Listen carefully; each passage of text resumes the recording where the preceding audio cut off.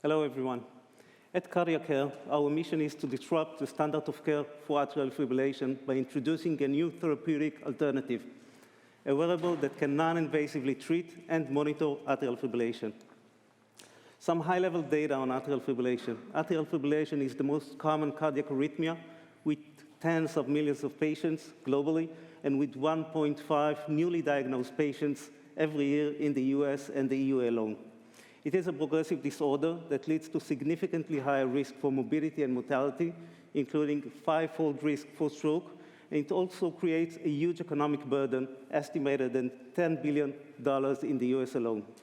In terms of standard of care is limited.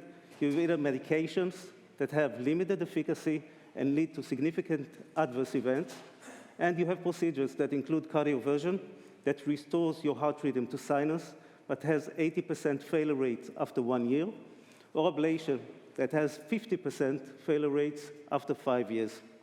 On top of that, patients' quality of life is jeopardized and is poor due to additional hospitalizations, visits to the clinics, and various symptoms that they experience, including palpitations, dizziness, chest pains.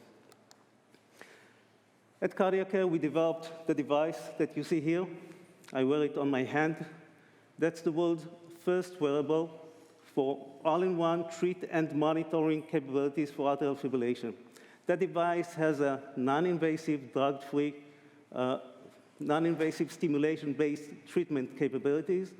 It also has monitoring capabilities with AI-based algorithms to identify precursors of arrhythmia. And the therapeutic approach is a closed-loop approach whereby we leverage monitoring data in order to personalize and optimize treatment.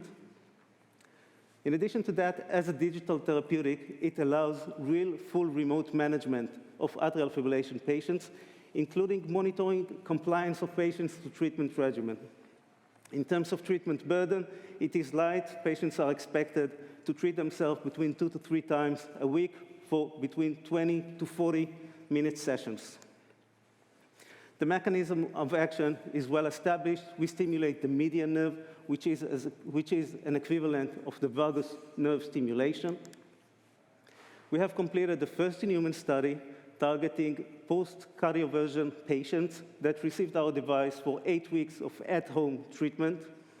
We have successfully reached the primary endpoints of the study, demonstrating safety. There were no significant adverse events, and demonstrating usability.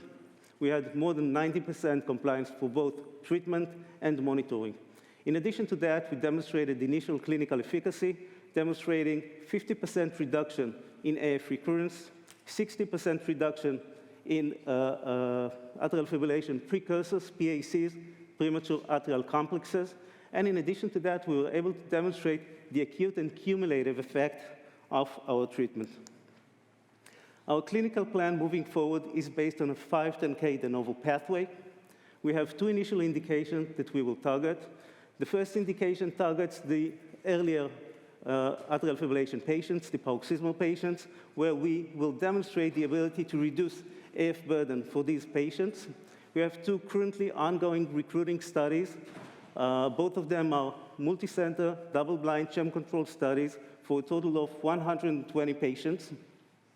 It is important to note that these studies already incorporate the ability to adjust treatment based on the monitoring capabilities.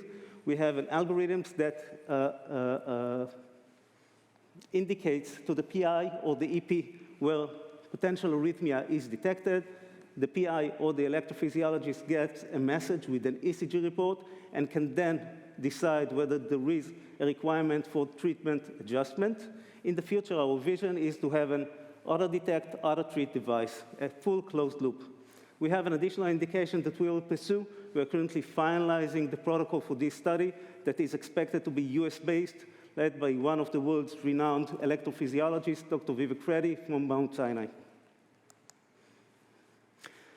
CardiaCare has a strong IP portfolio that encompasses various aspects of the device that allow eventually having a device that is expected to be worn 24/7 and provide both treatment and monitoring.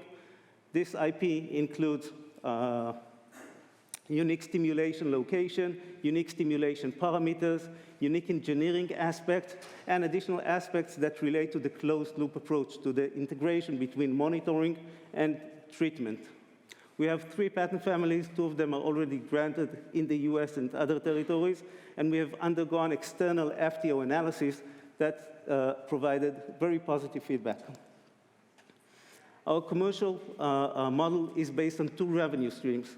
One revenue stream assumes or is based on device sales that is based on a DME benefit category reimbursement pathway in the US, and we expect ASP of $3,800 in light of recent CMS decisions that will require unique HCPCS codes. The second revenue stream is a monthly recurring revenue stream based on remote patient monitoring, and that can rely on existing CPT codes. It is important to note that less than a year ago, we engaged with Dr. Reddy's Laboratories, a multinational pharmaceutical company traded in New York Stock Exchange, headquartered in India. And as part of this agreement, we expect first commercial revenue by the end of 2024. In terms of TAM and SAM, obviously, we are targeting the most common cardiac arrhythmia, so the potential market is huge. For the first indication, AF burden reduction in paroxysmal patients, we already target 40% of the AF patient population, with the expectation that that population for the initial indication will reach 12 million patients by 2030. Our value proposition for payers is cost reduction or cost saving of more than $5,000 per patient per year on average.